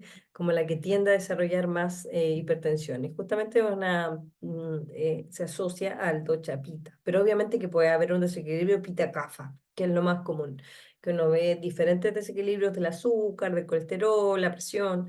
Pita y kapha están involucrados, pero la hipertensión como más pura, más esencial, digamos, más solita, probablemente hay un ambiente también estresante muy importante. La alimentación también puede estar involucrada de todas maneras, pero hay gente que fuma, solo fuma, y está muy estresada, es muy autoexigente con ella misma, con el resto, y desarrollan hipertensión a los 30 40 años, 35 40 y yo es como, no, no puede ser, tiene que haber algo más. Y uno busca así como en otros exámenes y no, pues es eso. Influye un kilo, un montón. El estrés es una de las cosas más desgastantes para nuestro cuerpo. Y nosotros vivimos en situaciones de estrés, pues, ¿sí? Entonces, cuando por X motivo la vida te presenta una situación compleja, después hay que darse el tiempo de descanso, ¿sí? No es que eso se recupere, perdimos, se produjo ahí un daño a nivel celular. Pero es volver a la tierra, sí hay que volver en el fondo a tratar de reconectar con uno. ¿M? La dieta antipita en el fondo. Y aquí tenemos una dislipidemia donde tenemos exceso de, en este caso de placa, del colesterol que ha sido tan demonizado, ¿cierto? De una ateromatosis en el fondo donde se almacenan placas de esta molécula que es una grasa que se produce de forma natural por nuestro cuerpo y que además lo consumimos, pero en exceso. Estas placas además se calcifican, ¿cierto? El calcio, y se desprenden y pueden provocar una trombosis, ¿cierto? Pero esta enfermedad, que es la ateromatosis secundaria a una dislipidemia, así la aprende uno, una dislipidemia o problemas del colesterol, ¿ya? Y una ateromatosis es cuando las arterias se empiezan a tapar producto de ese colesterol que se almacena en la arteria, ¿ya? Muy simple parece, pero es mucho más complejo que eso. Y el colesterol no tiene la culpa, ¿sí? De hecho, acá ahora el calcio, hay otras cosas que en el fondo se está viendo que también influyen un kilo en que estas cuestiones ocurran de forma y que sean patológicas, que generen enfermedad. Em, entonces, esto pasa acá, ¿cierto? Y el aumento de colesterol en sangre. Ustedes dirían que es una enfermedad tipo bata, pita o CAF.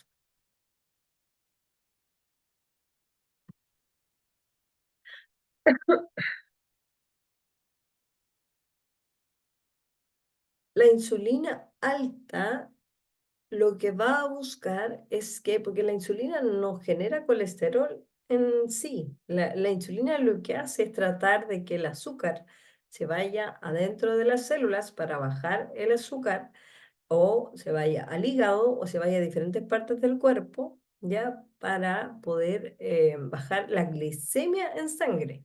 Y el problema es que cuando ya no entra a las células, por ejemplo, esa insulina va a hacer que el azúcar, por ejemplo, se termine almacenando en el hígado, ¿sí? El cuerpo sabiamente lo lleva al hígado y el hígado inicialmente lo procesa, ese exceso de azúcar, pero luego lo almacena como un hígado graso y ahí lo transforma en grasa como tal. ¿M? Pero cuando hay cuando hay una elevación del colesterol secundaria al azúcar, lo que están elevados son los triglicéridos, más que el colesterol puro, ¿sí?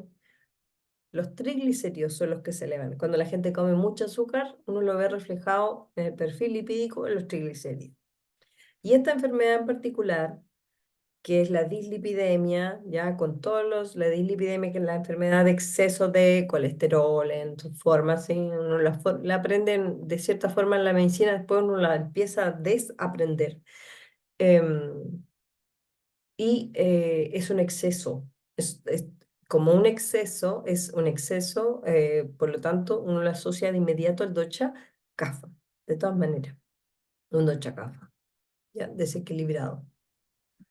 Entonces vamos a tener una dieta anticafa, hierbas depurativas, movimiento. El trífala nos va a servir en muchos casos. Nosotros hablamos de síndrome metabólico hoy día en salud, ¿ya? No solo en medicina, en salud en general. El síndrome metabólico tiene que ver con el aumento de tensión arterial, el azúcar elevada, falta de movilidad, la circunferencia abdominal, ¿ya? Entonces es súper importante el tratamiento de la hipertensión, es el manejo en el fondo, de todas maneras, eh, el tratamiento de la hipertensión, igual que el de la dislipidemia, el cambio del estilo de vida, ese es el tratamiento. ¿No?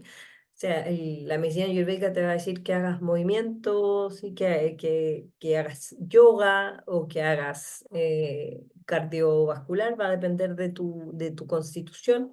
En general se va a indicar yoga más o menos intenso, se va a dejar una dieta adecuada al docha, tratando de regular cosas como el peso, que en realidad la medicina ayurvédica no es gordofóbica, sino que en el fondo uno sabe que el exceso de tejido produce toxinas, eso es lo que te dice la Ayurveda hace miles de años, y en el fondo uno sabe que la grasa visceral produce inflamación.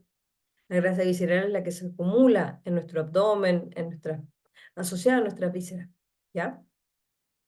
Entonces, eso es lo que vamos a buscar. Básicamente, volver a esa persona a su prakriti, sacarla de su vikriti para que vuelva a su estado más esencial. Que es lo que tenemos que hacer con casi todas. No hay un tratamiento para la hipertensión. En el fondo es el cambio completo. Pero vamos a partir por las cosas que a la persona en el fondo le acomoden o sean más fáciles de ejecutar. Si hay un problema de constipación asociado con la hipertensión, vamos a partir por ahí. Vamos a ir incorporando ciertos alimentos, nos vamos a preocupar del sueño, ¿sí? Del tema del estrés, hay mucho, o sea, holísticamente se trata, ¿sí? Pero en el fondo ahora estamos viendo la parte un poquito de una aproximación diagnóstica porque en el fondo el tratamiento o los tratamientos son tan diversos y tan complejos cada uno que em, se tienen o sea, es como una siguiente parte. ¿Sí? Aquí tenemos una persona ansiosa, ¿cierto? Estresada, pero ansiosa, temerosa, que es un desequilibrio típico del docha Vata, ¿cierto? Donde va a tener mucho temor, ¿cierto? Mucho temor, mucha ansiedad, mucho sobrepensamiento en torno a cosas que son totalmente manejables. Y a otras que no, ¿sí? Pero en el fondo va a haber exceso de pensamiento, de movimiento, de aire, de éter. Y acá nosotros podemos hacer muchas cosas con los masajes con aceite, ¿sí? Los masajes con aceite, aunque uno sea un poco reiterativa cuando hay ansiedad, angustia, masajearse los pies, el cuerpo con aceite, la cabeza, hacerse masajes, la respiración, meditar, ¿sí? Siempre que la persona no esté con crisis de ansiedad, porque si no la meditación puede ponerla más ansiosa todavía. Una dieta bien nutricia para esa persona que le dé calor interno, ya que le está faltando ese calor interno, por eso es que está generando también este temor. Y ahí podemos ocupar plantas también, como las que aprendimos, que son plantas para el sistema nervioso central, ¿ya? En cambio, este estado, que es más bien cafoso, depresivo, digamos, típico de una grabación CAFA, no vamos a aplicar aceites, ¿cierto? Sino que vamos a pensar en movimiento, en calor, en saunas, en sudor, ¿cierto? Y en una alimentación mucho más liviana, mucho más astringente, pueden ser verduras cocidas, ¿sí? En el fondo mucho más, menos aceites presentes también en el alimento. ¿Ah? Eh, y vamos a pensar en plantas que no sean tan relajantes del sistema nervioso, sino que sean activantes. Por ejemplo, el mismo romero, que ustedes me hablaban del romero, el jengibre, las plantas calientes, nos activan de todas maneras, ¿sí? El punto es cuando nosotros llegamos a esta parte, sí, que es una persona que tenga demencia o un Alzheimer, ¿ya? Donde no podemos tratar las causas porque hay demencias y Alzheimer que no son demencia y Alzheimer, sino que son otras enfermedades que no se han diagnosticado, enfermedades raras, y se pueden tratar. Pero en el caso de que sea una demencia o un Alzheimer, o perdón, sí, una demencia de cualquier tipo, o un Parkinson puro, ¿ya? Un Parkinson que ya se estudió, se hicieron todos los exámenes para que descartar qué es lo que tiene la persona. En el caso de las demencias igual, qué tipo de demencias tiene. Y vemos un sistema nervioso degenerado, dañado, la persona ya está con problemas de memoria y todo, lo que hacemos. Igualmente que acá, donde tenemos una célula inmortal que no logra ser controlada por por el sistema nervioso central, que se multiplica infinitamente, ¿cómo se llama eso? Sobre todo en una etapa avanzada, nosotros vamos a acompañar un cáncer, ¿sí? Y acá, por ejemplo, el doctor era súper claro en decirnos en el fondo qué vas a hacer, qué hacemos en este caso, ¿cierto? En el caso del cáncer, doctor, si tenemos un cáncer de ovario, un cáncer, una persona que tiene un cáncer de ovario, una persona que tiene un cáncer de mama, el doctor ayurvédico, digamos, te decía, así como que vaya al médico alópata y que veamos cómo en conjunto, digamos, podemos irla apoyando. ¿M? Pero en el fondo la medicina ayurvédica tiene sus límites, ¿no? Y en el caso de las demencias, o de las demencias, perdón, y del Parkinson, en el fondo el acompañamiento en torno a los horarios, a las rutinas, ¿sí? Todo, a la nutrición, a la aplicación de aceites en el sistema nervioso, puede hacer todo esto mucho más lento, la progresión, el acompañamiento, pero se acompaña. No nos plantea el Ayurveda una curación mágica al cáncer ni a estas situaciones que son extremas. Ahora yo creo que pueden haber a lo mejor otro tipo de sanaciones a nivel cuántico, energético, que puedan dar solución a estas cosas. Yo creo, soy una fiel creyente de eso. Pero desde la Ayurveda y desde la medicina, no. No, desde la medicina alópata, digamos, desde la salud alópata que nosotros, alopática moderna que conocemos, no hay acompañamiento. Entonces ahí es súper importante saber que si bien la resistencia a la insulina, ¿me entiendes? Muchas enfermedades se pueden tratar con estilo de vida, hay enfermedades que no, ¿sí? Entonces nosotras tenemos que tener eso súper claro, o etapas de enfermedades. Si una persona lleva 20 años con hipotiroidismo, nosotros no le vamos a decir que la vamos a sanar con Ayurveda, ¿sí? Eso probablemente es muy difícil, podría ocurrir, yo no puedo negar esa posibilidad, pero en el fondo hay que tratar de prometer lo que realmente se puede hacer. ¿M?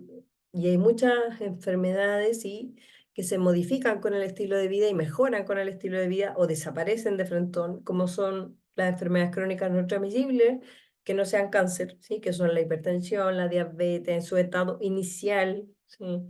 El colesterol elevado, la psoriasis, incluso las enfermedades autoinmunes, como decía la Fran en su experiencia con su tío. Pero en muchos otros casos no vamos a poder, sino vamos a poder en el fondo actuar.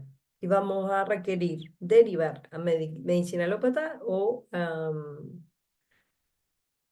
eso, a salud alopática, a la salud moderna, digamos. ¿Ya?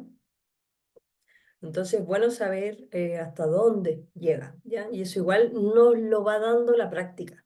Súper importante que ustedes, en el fondo, Si en algún momento quieren empezar a ver personas, tienen que ir progresivamente haciéndolo, pero necesitan esa etapa, ¿sí? Nosotros cuando más aprendemos medicina es los 2 años de internado y estudiamos 7. Tenemos 5 años de teoría donde igual vamos al hospital, pero 2 años donde estamos en el hospital solos, por lo menos aquí en Temuco, con los pacientes y con las personas, con poca asesoría, con poca guía, y ahí es cuando más uno aprende. El problema es que en los casos de estas medicinas no tenemos centros de práctica donde podemos hacer prácticas extensas, que son súper necesarias para poder ejecutar este tipo de medicina, porque son sistemas médicos complejos. Entonces, uno va ejecutando desde la práctica de a poco, ¿sí? De a poco, pero es súper importante la práctica, ¿sí? Si yo no, en el fondo, si yo estudio Ayurveda, pero no lo aplico en mí, no lo aplico en mi entorno, entonces no voy a aprender nunca medicina ayurvédica. Voy a sumar un título más a mi currículum. Pero yo sé que ustedes quieren no solo eso, ¿cierto? No andan buscando un papel, no andan buscando un PDF de nada, un cartoncito, digamos, no. Andan buscando aprender algo que sea útil para ustedes y para quienes les rodean. Y para eso la práctica es fundamental. La práctica sea el maestro o la maestra. Desde mi punto de vista, yo cada día soy más convencida de eso. Así que, y dentro de la práctica hay que saber que tenemos límites, ¿sí? Que no vamos a poder hacerlo todo. Y que si a veces una terapia no resulta, no va a ser nuestra culpa en el sentido de que a lo mejor la otra persona no puede ejecutar todos los cambios y que nosotros tenemos que revisar cuáles las indicaciones que estamos dando, las sugerencias que estamos dando y dar algo más acotado, pero que la persona lo pueda ejecutar, por ejemplo. Y así uno va aprendiendo de a poquito. ¿M? Por eso siempre es importante ver personas, es súper importante. Aunque uno haga talleres, por ejemplo, es súper importante ver personas, desde mi punto de vista. Aunque sea una, dos, tres, ¿sí? Y poquitas, porque las personas son las que más te enseñan, ¿no? De los pacientes, digamos, pacientes, consultantes, clientes, como quieran decirle ustedes, desde donde ustedes estén, porque yo sé que hay algunas que hacen yoga acá, otras hacen péndulo, no sé, pues otras se dedican al área de salud. Es súper importante, uno aprende del otro, de la otra, de ese espejo que te está mostrando lo que sabes, lo que no sabes, ¿me entiendes? Cuáles son tus cosas que faltan por trabajar. Es una gran labor, es un gran rol. En teoría, la tiroides no debería doler, ¿sí? A menos de que hubiera, por ejemplo, una adenopatía asociada a, la, a un desequilibrio tiroideo o a nada, una infección dental, por ejemplo, y que la tiroides duela, ¿sí? Las zonas de la tiroides. Pero la tiroides ni siquiera en una tiroiditis de Hashimoto o en una tormenta tiroidea que ya es una emergencia a nivel endocrinológico, em, no debería doler. Puede aumentar de tamaño. Todo eso que sabes tú, ¿sí? Los nódulos, todo eso puede, bocio, literal, ¿sí? Pero no debería doler. No. Eh, ahora, si hubiera una infección, una infección en la tiroides, que yo creo que no he visto jamás una, a lo mejor lo vi en teoría, pero podría haber una inflamación a nivel de la cápsula de la glándula y ahí podría doler, pero la tiroides como tal no. Es como pasa con los riñones. Riñones no duelen.